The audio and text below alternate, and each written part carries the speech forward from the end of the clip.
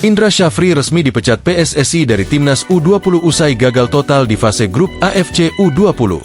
PSSI resmi memecat Indra Syafri dari jabatan pelatih kepala Timnas Indonesia U20.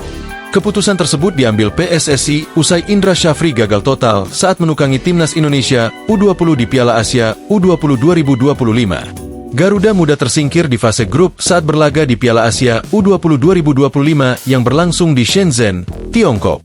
Setelah kami di PSSI, baik saya, Wakil Ketua Umum, dan para exco mengadakan evaluasi, kami berkeputusan untuk melepas Coach Indra Syafri sebagai pelatih kepala Timnas U20, ujar Ketua Umum PSSI, Erick Thohir, dalam keterangan resmi, Minggu, 23 Februari 2025.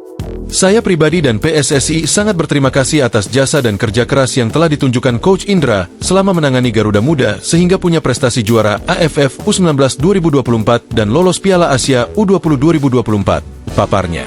Lebih lanjut, Erick menyatakan, PSSI akan segera mencari pengganti Indra Syafri agar program pembinaan prestasi para pemain muda yang sudah berjalan dalam 2 tahun terakhir. Para pemain itu diharapkan bisa mengisi para slot pemain untuk timnas senior di masa mendatang. Keputusan untuk melepas Coach Indra diambil secara profesional. Artinya, Coach Indra juga memahami dan menerima keputusan tersebut. Secara pribadi dan organisasi, hubungan kami tetap baik.